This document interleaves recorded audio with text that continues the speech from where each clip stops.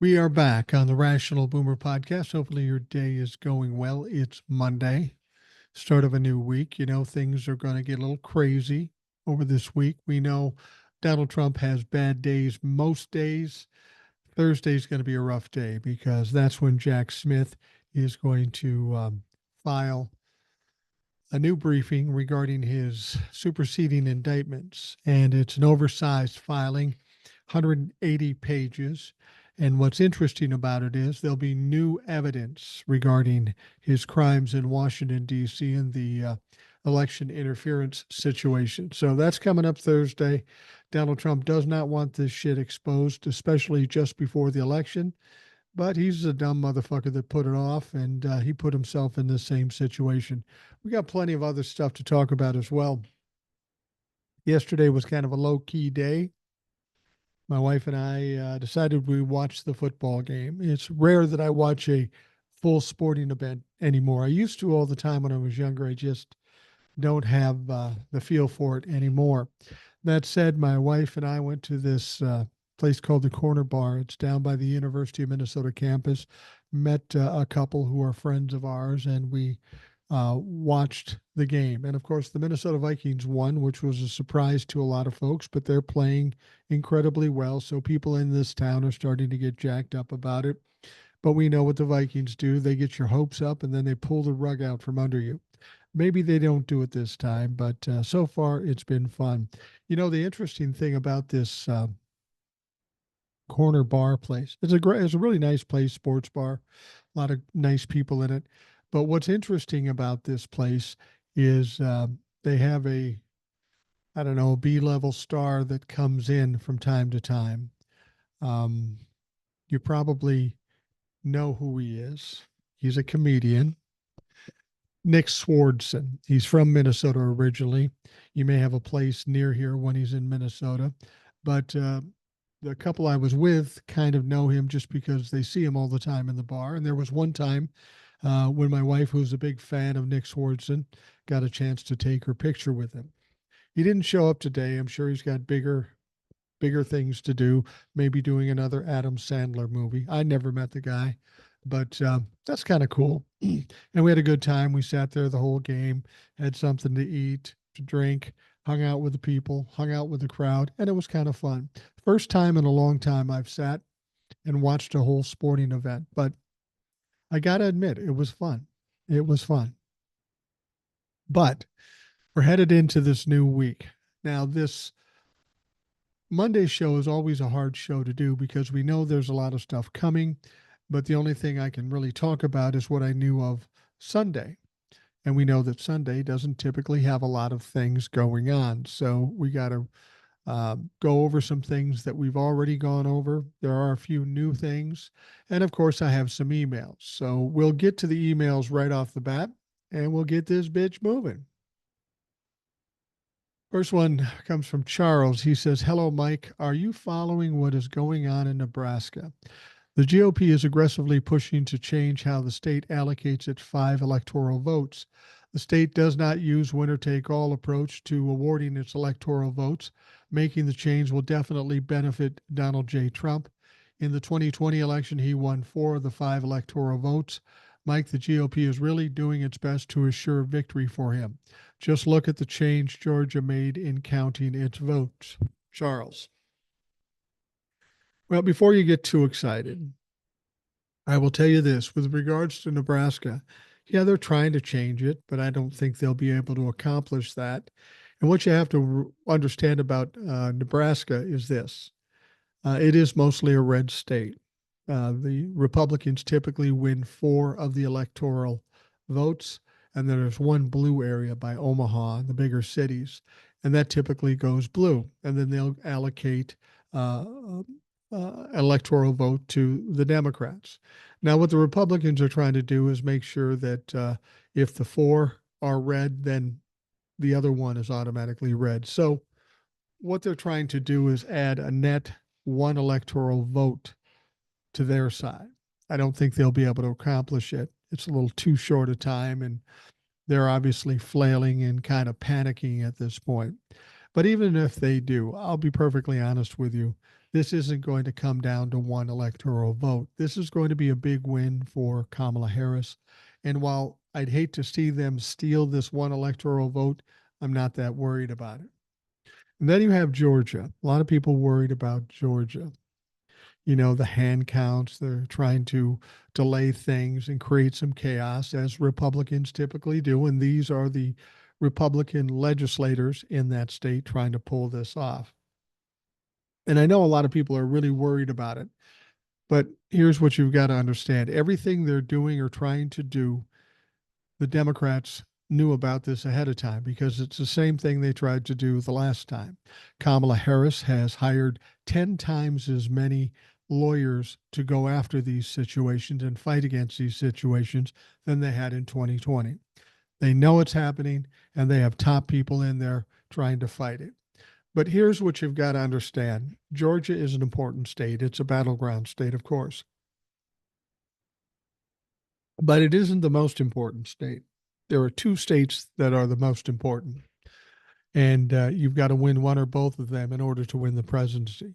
First one is North Carolina. Now we know what's going on in North Carolina.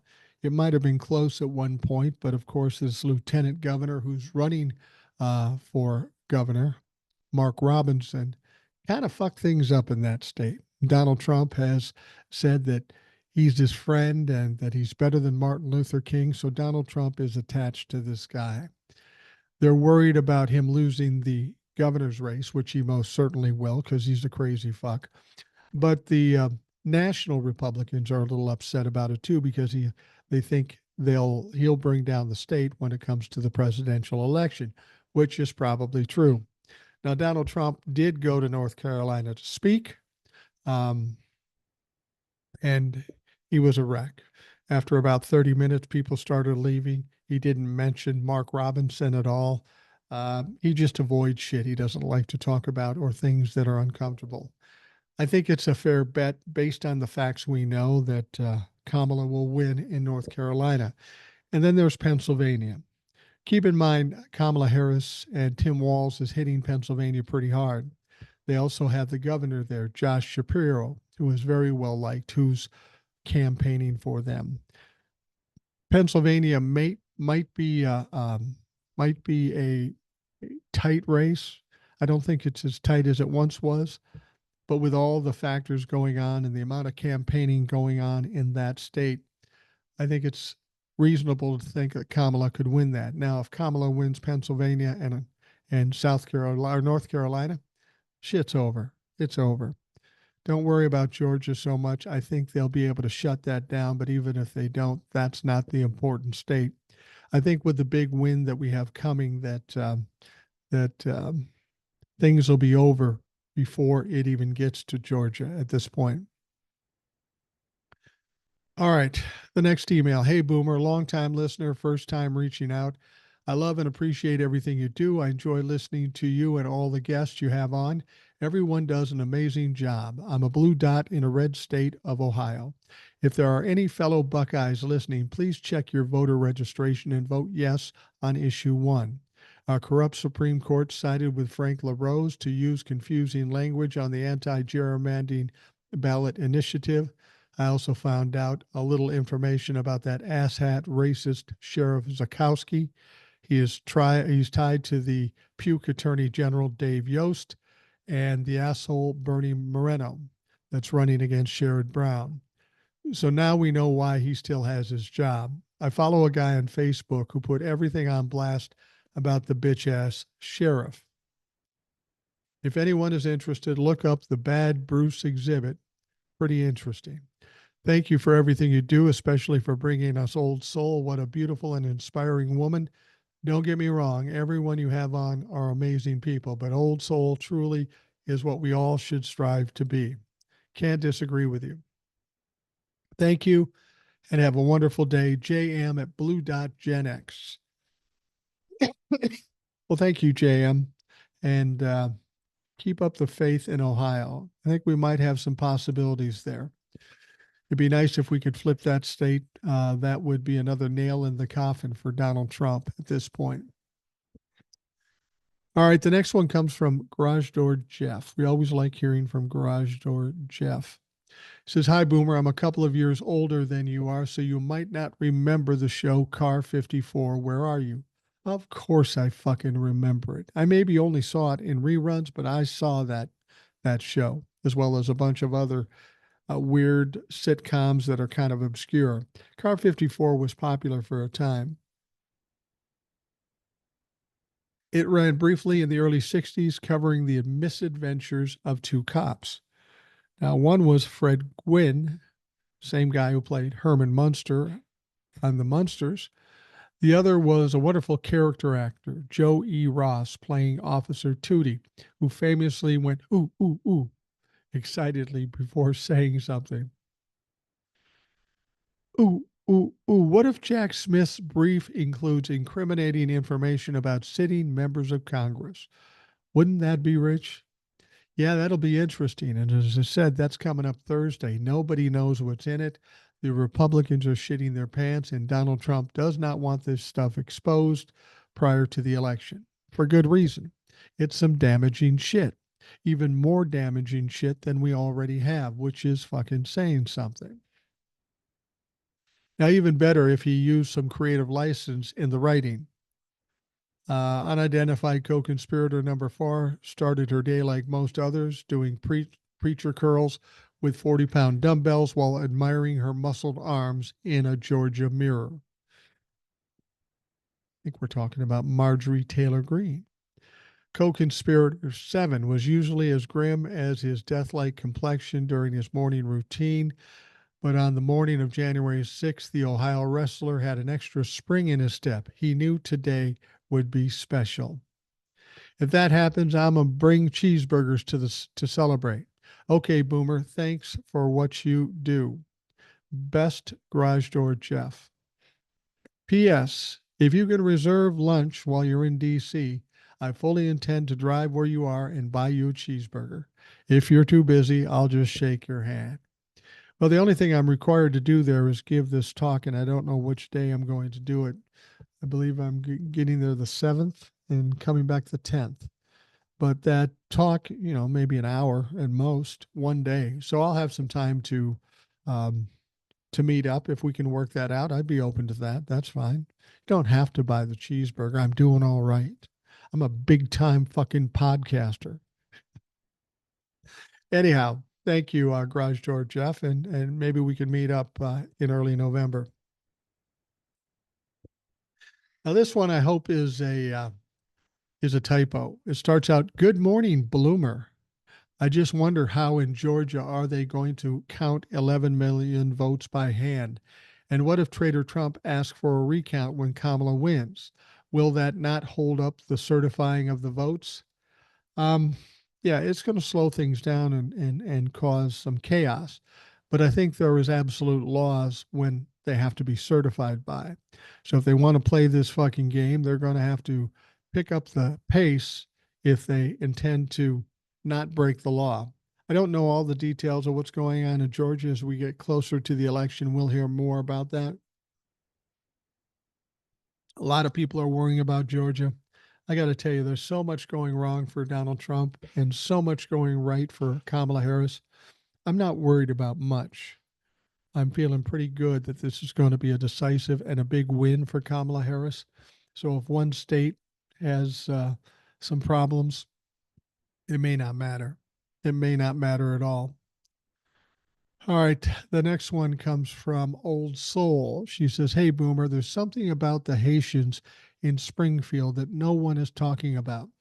Haitians were asked to come to the town in 2018 when Trump was president. The only reason it's a problem now is because Republicans need a wedge issue to blame on the border. The way they're using this town is disgusting.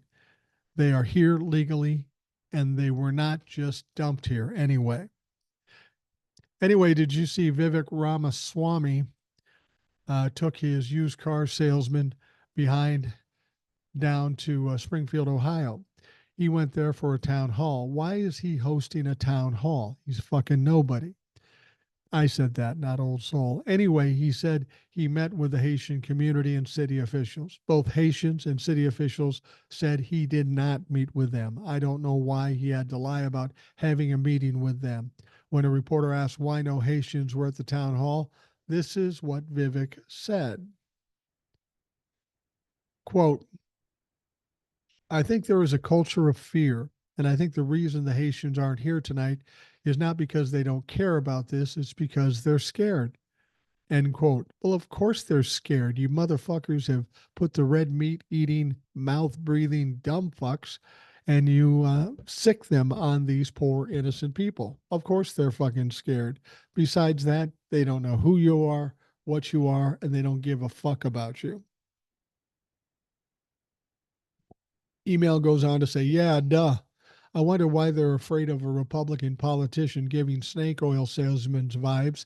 Heck, I wouldn't have went either. So basically, he got all the racists in town together. It was about 300 of them at the town hall. All they did was sit, talk, trash, and complain about the Haitian community. There were no suggestions or ideas as to how to bring the town together. All they did was complain. They complained about the language barrier. Too many Haitians are living in the town now. The Haitians are bad drivers, and the schools have too many children. The main complaint was about the Haitians being allowed to get government assistance. Notice how they didn't complain that in 2022 their net profit was 39 billion and in 2023 their net profit was 88 billion. The town was filled with boarded up dilapidated drug houses. The Haitians rebuilt those homes, not to mention the Haitians are working low wage jobs that no one else is willing to work. Because of the Haitian population, more and more money is being pumped into the economy. It's funny how Vivek and the racist forgot how beneficial the Haitians are how the Haitians are while they were talking down on them. With that said, I do understand their complaints, but they need to take that up with the governor and mayor because on September 10th, the Biden administration sent $250 million in aid. Instead of sitting around complaining, they need to keep an eye on the governor and mayor. They should focus on making sure that money goes to the community and not just lining their own pockets because we know how Republicans get down. They'd steal $1 out of a child's hand if no one was looking. Question: do you think Trump sent Vivek to Springfield in his place? Do you think Trump isn't going to go? Thanks for what you do, old soul. Yeah, I would say Vivek wouldn't have gone had it not been suggested by Donald Trump. I mean, what does Vivek have to gain other than hopefully helping Donald Trump win? And then maybe Donald Trump gives him some kind of administrative job. Maybe that's the motivation. No, I don't think Trump is going. He said that just to make it or validate what he was saying about the eating of the dogs, but he's not going to go. He doesn't like confrontation. As it is, he gets enough pushback at his own rallies. He's not going to walk into a place where a lot of people hate his fucking guts, especially since somebody's already taken 2 shots at him. So I don't think he's going. He has nothing to gain from going. He's like everything else. Yeah, I'm going to show up at the debate. Yeah, I'm going to testify in the January 6th committee hearings. Yeah, I'm going to Springfield, Ohio. Whenever he feels pressed on something, he pulls something like that out of his ass, and then he hopes against hope that people will forget about it. Well, we don't forget about it, but he's not going to Springfield, Ohio. I mean, as it is, we're hearing that the whole campaign the last couple of weeks has been pretty low energy compared to what Kamala Harris is doing. He's not campaigning enough, and they're giving some excuses too. Well, Donnie's getting a bit older. He can't keep up that pace. Yeah, no shit. We know that. He also says that these campaign rallies are expensive and doesn't want to waste money um, unnecessarily, which means in Donald Trump talk, I'm running out of money, bitches. I can't afford to do it. And nobody's extending credit to me anymore. Cities would be willing to let him pay later, but all those people fucked around and found out that Donald Trump never, ever, ever pays. So, that's the thing. We've got to take a look at what Donald Trump is doing, and we get a lot of sense of how this campaign is going. It seems a little lethargic and lackadaisical. Donald Trump himself and the campaign generally. When you run out of money, run out of energy, and run out of support, it's hard to whip up excitement on the road. Kamala Harris is having no problem doing it, but Donald Trump is having all kinds of problems doing it. And this is not going to benefit him as we get closer to the election. This is the time when you have to ramp things up and go out and see people, shake hands, kiss babies, and tell people what they can expect if they vote for you. Donald Trump does not even have the wherewithal to do that sort of thing. So Donnie's in trouble. He knows he's in trouble. You have to wonder, when it comes to spending money on campaign rallies, is it that it's too expensive and he doesn't have any money? Or is he thinking to himself, I'm going to need some money after I lose the election? Do I really want to waste it on rallies that are going to get me nothing? Now, Donald's all about working these things out for himself. So he may be holding back on the expenditures, thinking that it's a waste of time anyway. We'll see. All right. Thanks to the emailers. If you have an email, send it to me at rationalboomer@gmail.com. If you're interested in being on the show, mention that in the email. We'll see if we can work something out. We're getting more and more guests on the show, which is a good thing, but it makes it a little harder to get on the show, or maybe a slight delay before you get on the show. So if you're interested in being on the show, just send me an email at rationalboomer@gmail.com. Or if you just want to ask a question, make a comment, or whatever via email, you can do it there as well. So I'm looking forward to hearing from you. And I'm looking forward to hearing from some new people. We've gotten some of that as of late. We've got a lot of people listening to the show, and most of you aren't interacting. And as I've said before, the interaction with the audience is key to getting done what we want to get done. I'm not powerful enough to say something and make changes. All I can do is say something, and if it resonates with you, then you tell somebody else, and they tell somebody else, create kind of a groundswell. Get the accurate information out, and that's how we get things done. Nobody can do it alone. We need a group of people, and we're fortunate in this podcast that we have a sizable group of people that listen. And if we get you talking and get you telling other folks, not about the podcast, but about what's going on in this particular election, it is going to help out immensely. Now, there's one thing that people have been really worried about, and I'm not sure why, because we've already gone through this 3 times. I told you not to worry, and nothing ever happened. But we know there's a possible government shutdown at the end of this month, September. Everybody's whipped up and saying, oh my God, what happens? If that happens, what's going to happen? And I keep telling you, like I told you the first 3 times, that at worst case, the last minute of the last day, they're going to come to some terms, reasonable terms, as opposed to the bullshit MAGA wants to push through, come to reasonable terms and extend it or get it finalized. We're not going to close the country down. If that happened just prior to the election, it would be absolutely devastating to the Republican Party. We know it. They know it. Apparently, MAGA doesn't know it, and Donald Trump. The whole reason they've been trying to do what they're doing and closing down the country is because Donald Trump told them to do it. Well, there's far more to lose than worrying about whether or not Donald Trump is mad at you. The previous times they were going to shut down the country, though, that was the same situation. Donald Trump wanted them to shut down the country. Each time they didn't do it. Joe Biden was wily enough to handle Kevin McCarthy and Mike Johnson. And it isn't even gotten to that point at this stage of the game. Most reasonable-minded Republicans, and I use that in quotes because I don't know that there are many, understand the ramifications if they shut the country down, and they're not going to do that. So congressional leaders have reportedly reached a deal to avoid the shutdown of the government. This is dealing a blow to Donald Trump, and the internet was quick to react. Donald Trump loses again. That's not a new story. That seems commonplace these days. So Trump has reportedly pushed Representative Mike Johnson, Speaker of the House, to force a government shutdown, which the former president reportedly believed would help his chances in the upcoming presidential election. Categorically, it will not help him. It will hurt him. But Donald Trump is too dumb to know any better. This is the same motherfucker that had them shut down the bipartisan border bill, the most stringent bill we've ever had in history. And Donald Trump wanted it shut down because he thought it would make Joe Biden look good. So, what do the Republicans do? Even though they know this is a dumb idea, they just do whatever Donald Trump says. In this case, it looks like they're telling Donald Trump to fuck off. We're going to do what we need to do. And that's good news for anybody worrying about whether the government is going to be shut down.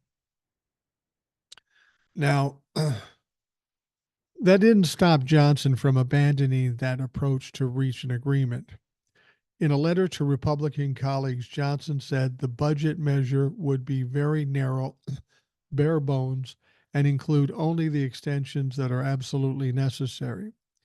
While this is not the solution any of us prefer, it is the most prudent path forward under the present circumstances, Johnson wrote.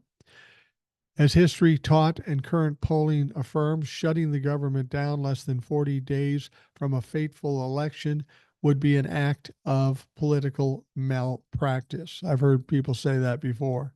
That's exactly what it is. That's why the Republicans will not do it. You know, to be honest, making Donald Trump your nominee might be political malpractice too, but too late to worry about that.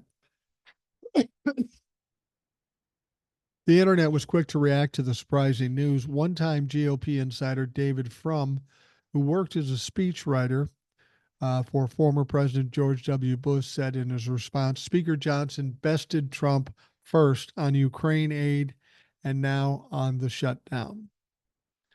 You got to wonder how he's liking Mike Johnson at this point. Mike Johnson has defied him yet again.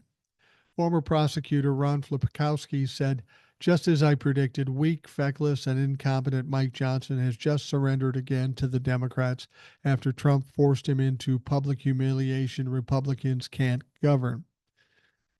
Ron Flipkowski has said this. I've said this over and over again. Doesn't take a genius to see what's happening here and to know that they aren't going to shut down the country, in spite of what the media will want to tell you to get you afraid and wired up. They weren't going to shut it down. They aren't going to shut it down. Now, Democrat Chuck Schumer, majority leader of the Senate, reportedly said this same agreement could have been done 2 weeks ago. Instead, Speaker Johnson chose to follow the MAGA way and wasted precious time. Yeah, you know, Mike Johnson didn't think that first bill with Donald Trump's poison pill in it would work, but he had to do it because his Lord and Savior told him to do it.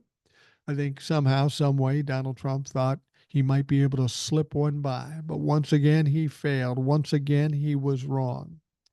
Now, far-right influencer Joey Manarino said, I remember when Mike Johnson became Speaker and everyone, including me, was saying how amazing he would be and what an improvement he would be over McCarthy. Trump associate Laura Loomer was the lone voice against him, saying that he'd be a rhino disappointment. I remember saying, I hope Loomer is wrong this time, and alas, she wasn't wrong as usual.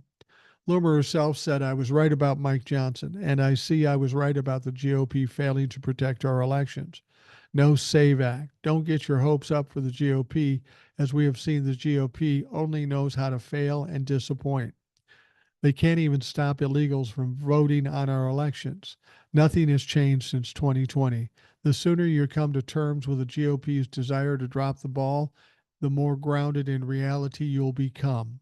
It's so pathetic how inept these people are. They need to constantly lose so they have something to fundraise over.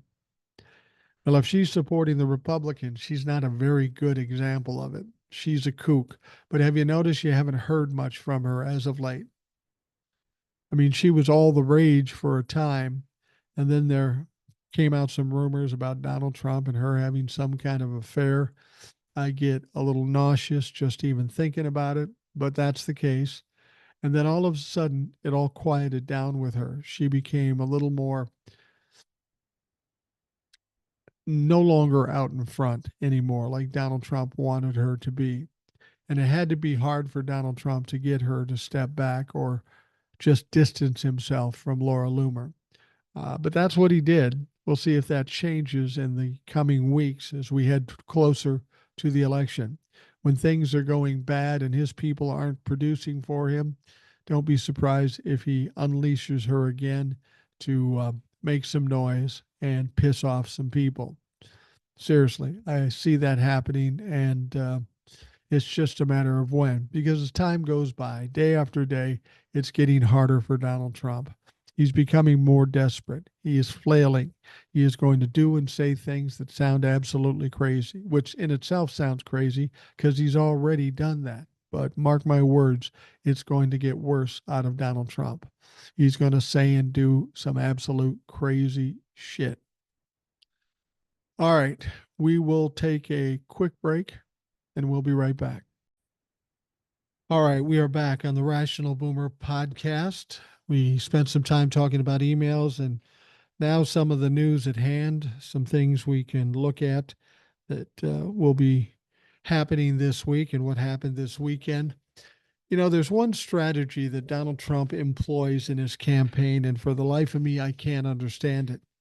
It's not something that's going to work, it's not something that's going to help, and that is alienating groups of people. He's alienated women with overturning Roe v. Wade. He's alienated men who support said women. He's alienated people of color. He's alienated people in the transgender community. He's alienated people in the LGBTQ plus category. He's pissed everybody off. Well, he hasn't stopped there. He's got another group of folks that he wants to alienate, and that is people that happen to be Jewish. Now, Tim Cotton was on with Jake Tapper on CNN. Tapper was asking his guest about Donald Trump's recent comments that Jews would be to blame if he loses in November. Cotton continued to attack Harris by saying she is no friend of Israel, and Tapper insisted he was talking about the former president's tenuous relationship with American Jews. Can you imagine that? If I lose, blame the Jews. I won't be surprised if that's put on a fucking t-shirt at some point. Now, Tim Cotton went on to say, Jake, Donald Trump again has been saying for months that anyone who cares about Israel, anyone who cares about the fate of the U.S. Israel alliance should vote for him. But there's been no reason for that. Cotton attempted, they shouldn't vote for Kamala Harris because Kamala Harris has consistently been the most anti-Israel voice. When was the last time Kamala Harris spoke about combating anti-Semitism? Cotton said.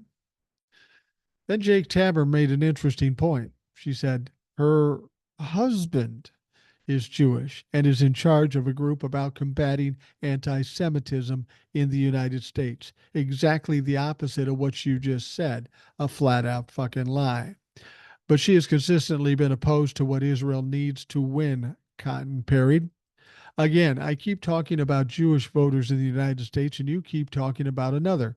Tapper replied, only to have Cotton talk over him and insist a lot of Jewish voters, just like a lot of Christian voters, care deeply about the fate of the Jewish nation and the status of our relationship with Israel.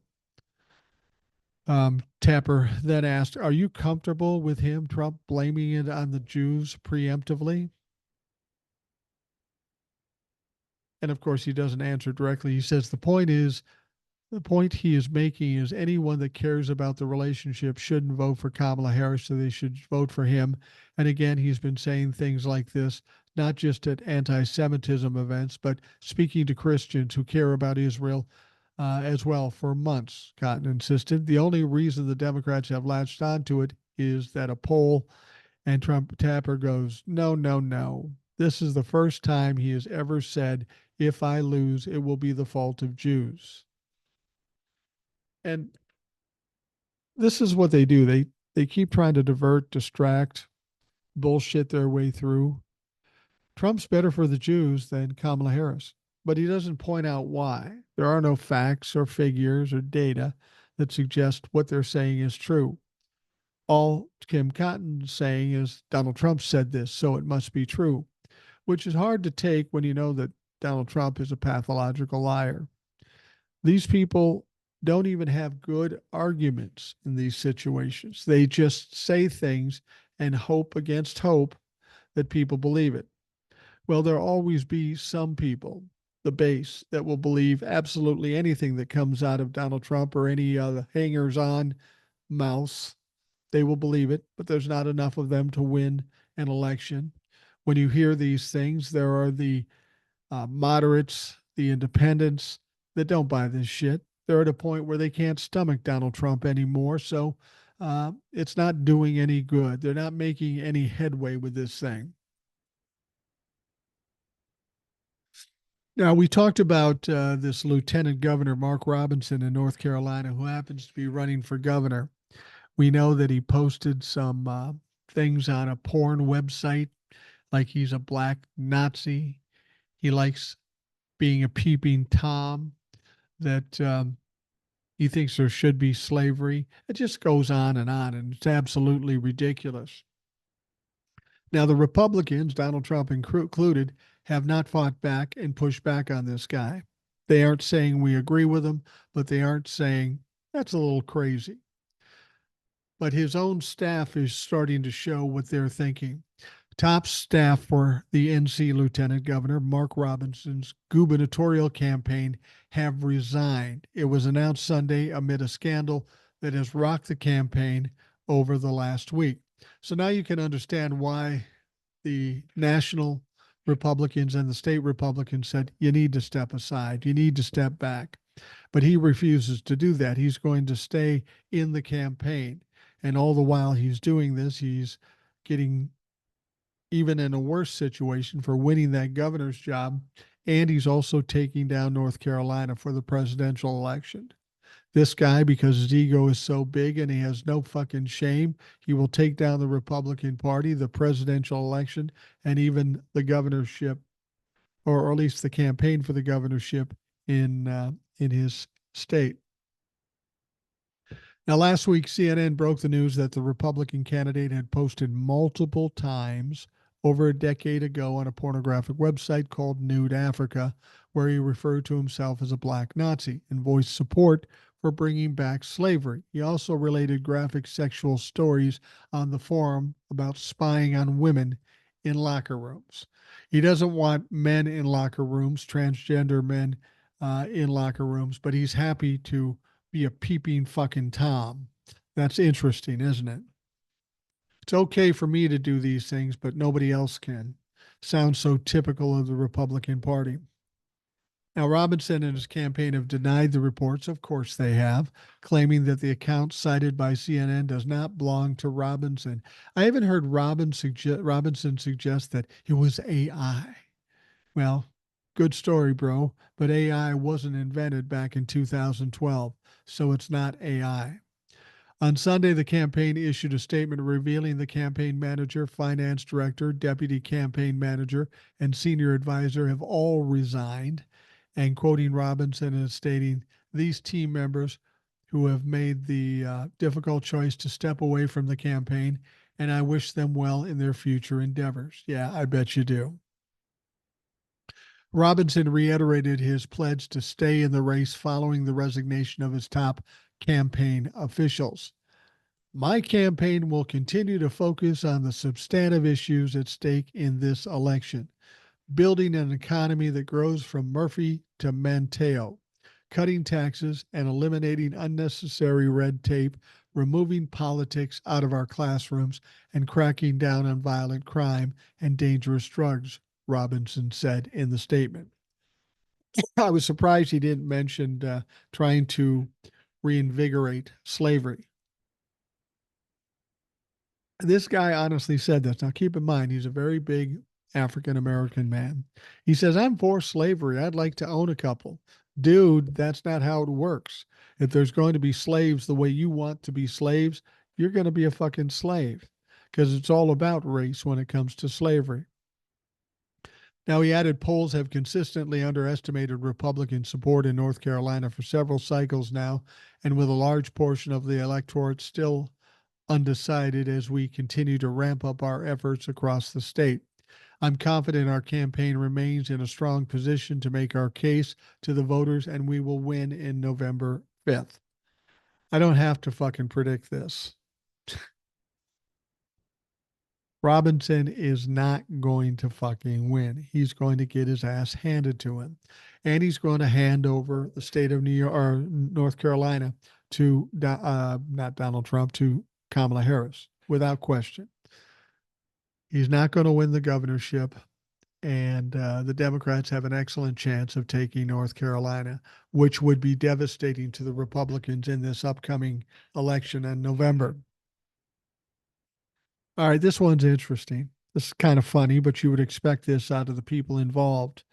Congressman James Comer, yeah, that silly piece of shit, has demanded Kamala Harris reveal the type of firearm she owns to prove she's a gun owner. Now, Kamala Harris has said she owns guns, and they don't believe her. So they're going to make her tell him what kind of gun she has so they can verify the fact that she has guns. I'm sure she's not going to do that. She doesn't have to prove that she has guns. During an interview earlier this week with Oprah Winfrey, the vice president said she was a gun owner before claiming that if someone were to break into her house, they're getting shot. Now, this is not the verbiage that the Republicans want to hear, because they want to give the impression that everybody that's Democratic is against guns. And frankly, that's just not true. It's not true. Never been true. But they like to put that point across. Kamala Harris says she owns a gun. I trust that she does. Kamala Harris says if somebody breaks in her house, they're going to get shot. That seems like a reasonable response to anybody breaking into her home. I guarantee you, the rednecks out there, if somebody of the wrong color knocked at the door, they'd probably fucking shoot them. So this should be no surprise to anybody. Now, on Sunday morning futures with Fox News anchor Maria Bartiromo, Comer claimed Harris was flip-flopping on the issue of gun ownership due to the rising crime and questioned her claim of gun ownership. Now, first of all, violent crime is going down in this country and has been for a few years. Whether she has a gun or not, what difference does that make? See, this is what they do. They're trying to own the libtards, trying to prove she's lying. They can't bitch about her having a gun, but they can suggest she's lying. Just like she never worked at McDonald's because it's not on her resume. I worked at a lot of places that don't show up on my resume. If you're looking to be the district attorney, the fact that you worked at McDonald's really doesn't have any benefit. So Comer goes on to say, I don't think anyone believes that Kamala Harris is a gun owner, but if she is, she needs to tell the American people what type of gun she has. She needs to tell the American people? She doesn't have to tell people shit. If she has to tell you what kind of gun she has, then James, tell us what kind of gun you have. Then every senator and member of the House that's Republican that own guns, we all should have to tell what we have. And that's not necessarily bad advice. When some bad shit happens and we know a representative may have 3 or 4 AR-15s, you can look them in the face and say, you are part of the problem, motherfucker. Comer goes on to say, look, this is all about crime. And when you look at the polling, Biden and Harris are getting killed in the polling with the issue of crime. No, they're not, which is a huge issue in the suburbs, and it's definitely an issue in urban America. So just like Kamala Harris has flipped on the issues of wanting to have a southern border wall now, when she used to say it was racist, now she's trying to imply that she's scared like everyone else. So she has a gun to protect her family. I mean, this is totally counter for what Kamala Harris has said her entire political career. And unfortunately, that's not true. That's not true, especially when we saw what happened with Nancy Pelosi's husband. Some crazy radical right fuck breaks into Nancy Pelosi's house looking for Nancy Pelosi. When he finds out she's not there, then he takes a hammer to Nancy Pelosi's 80-something husband. That's what Republicans do. We don't live for guns. We don't worship guns. Guns are a tool to be used in the right situation, not to be shown off and to parade around with to try to intimidate people. You dumb motherfuckers don't intimidate anybody. You guys are losers and you're losing and you're going to continue to lose. All right, Republican activists in swing states say they have seen little sign of the teams tasked with knocking on doors and turning out infrequent voters on behalf of Donald Trump, raising concerns about the party's presidential nominee relying on outside groups for an important part of his campaign operations. Well, he's running out of money and he's a lazy motherfucker. Donald Trump at this point doesn't know which way to turn. He knows he's losing. He doesn't know how he fix it. I do tend to think that he's holding back spending much of the campaign money, knowing that he's going to need some extra ready cash when he gets his ass kicked on November 5th. Trump and the Republican National Committee he controls opted to share get out the vote duties in key parts of the most competitive states this year, with groups such as America PAC, the organization supported by billionaire Elon Musk. It is difficult to demonstrate something that is not happening, but with fewer than 50 days until November 5th election, dozens of Republican officials, activists, and operatives in Michigan, North Carolina, and other battleground states say they have rarely or never witnessed the group's canvassers. In Arizona and Nevada, the Musk-backed Political Action Committee replaced its door-knocking company just this past week. Nate Wilkowski says, I haven't seen anybody. He is the field director for the Republican Party in vote-rich Oakland County, Michigan, which includes crucial Detroit suburbs. He was speaking specifically of America PAC. Nobody's given me a heads up that they're around the Oakland County areas. They're not even out campaigning. And we know what that did for Hillary Clinton back in 2016. Trump has relied on the loyalty of his fervent base in an election expected to pivot on turnaround or turnout. The spotty evidence, however, of what was portrayed as a sophisticated operation has some party activists questioning the operation's value. Trump's campaign views the race with Vice President Kamala Harris as a toss-up among likely voters, but believes it has the edge among people who stayed away in 2016 and 2020, making it even more essential to reach them. Whatever the Republican Party and Donald Trump says, it's a bunch of bullshit. They don't know what they're doing. And if they do know what they're doing, they don't have the wherewithal currently to continue to do it. And one thing about a campaign, when you're campaigning, you actually have to campaign. You actually have to go out and campaign. But we know Donald Trump is lazy. He's losing money. He's an old man, and it's just not happening.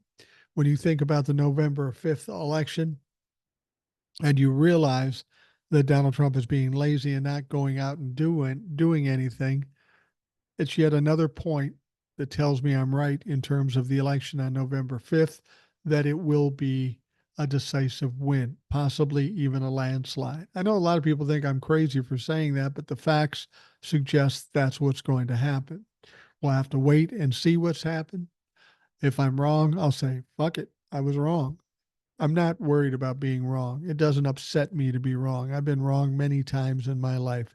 Just today, my wife has pointed out how many times I've been wrong.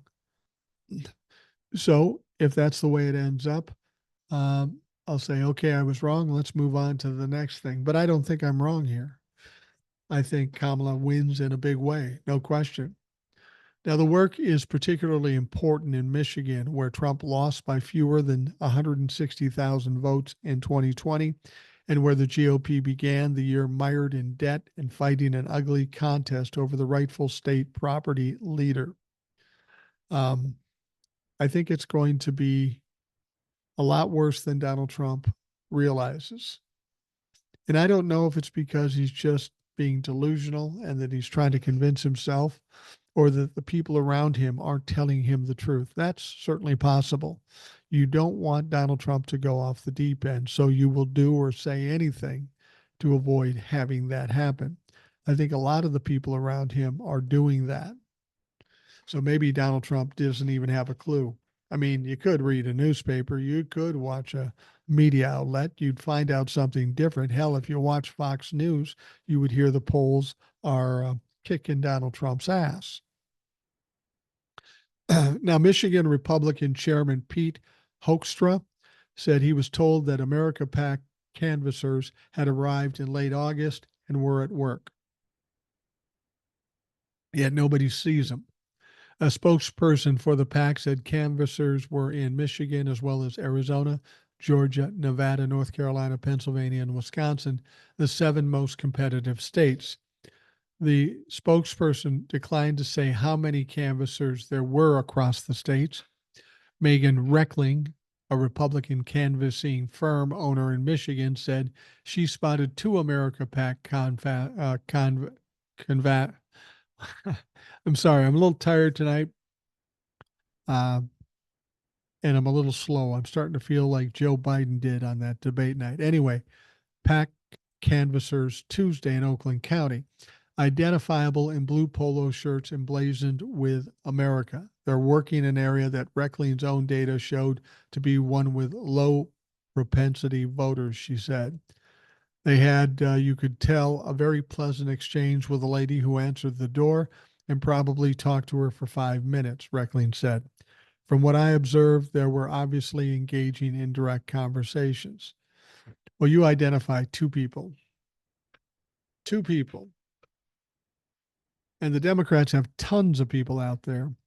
When it comes to a ground game, people are basically saying that Kamala Harris has an amazing ground game and Donald Trump has a non existent campaign ground game. Now, in the interviews with more than 24 activists and party officials across the 7 battleground states, such reports are rare. I don't know what the PACs are doing, said Mark Fortin, the GOP chair of Macomb County, Michigan, a populous suburban area northeast of Detroit. I don't know if they're going door to door or not. Trump's aides say the campaign has an estimated 30,000 volunteer captains who are identifying less likely voters at the local level, including through neighborhood canvassers. 30,000. That's not a lot when you compare 400,000 to 500,000 for Kamala Harris. Campaign political, and besides that, these motherfuckers lie all the time. So they probably don't have 30,000 volunteers. It's maybe more like 3,000. Campaign political director James Blair also estimates that close to 2,500 paid canvassers with America PAC, making up a significant chunk, are working in the 7 states. Again, that's not very many, especially compared to what Kamala Harris is doing. The PAC has paid canvassing firms more than $14 million since mid-August to work for the presidential campaign, and according to Federal Election Commission spending reports filed by the group. Blair dismissed the statement that the campaign was ceding work to outside groups. Instead, he said the campaign was making use of the resources within those groups to bolster their efforts. Well, do you think they're really doing it? Do you think they got a ton of people out there? They know they're going to lose. They're running out of money. Donald Trump is tired. That's what's going on. They don't have a ground game. That's been pointed out a number of times. Kamala Harris has an amazing ground game, and just that in itself is enough for her to win in November. Well, Donald Trump was asked an all-important question. Donald Trump said on Sunday that he doesn't think he'd run again for president in 2028 if he falls short in his bid to return to the White House in 2024. Now, keep in mind, he's also said that if he loses, the election was rigged, which we know is not true. But the idea of even asking the question as to whether or not Donald Trump would run again in 2028, please, motherfucker, are you serious? He would be 82 years old. He's already in bad shape cognitively and physically. I don't think Donald Trump survives to 82 years of age and 2028. And if he does, there's an excellent chance he'll be in jail. So I think that's just a stupid question. Why the media ask questions like that, maybe just to see what he would say. Donald Trump will not be a factor in 2028. He will be a pariah and he will be a joke. But he said, no, I don't think that will be it, Trump said when he was asked if he'd run again. The comment was notable both because Trump seemed to rule out a fourth bid for the White House and because he rarely admits the possibility he could legitimately lose the election. I don't even think he realized he was saying that there was a possibility that he would lose. He was just saying what first came to his mind and he thought would be expedient to his agenda. Trump normally insists that could only happen if there were widespread cheating. Same false advocate allegation that he made in 2020, and he's preemptively made during this 2024 presidential campaign. Trump would be 82 in 2028, a year older than President Joe Biden is now. Now, of course, Biden bowed out of the race in July following his disastrous debate performance and months of being hammered by Trump and other conservatives as being too old. I will say this about the debate. I've said it before, and I will say it again. Donald Trump had a more disastrous debate against Joe Biden. Yes, Joe was slow. Joe was low energy, but everything he said was true and cognitive. Donald Trump was spewing crazy shit. He had higher energy. He was talking louder, but he said nothing of any substance. It was all absolute bullshit.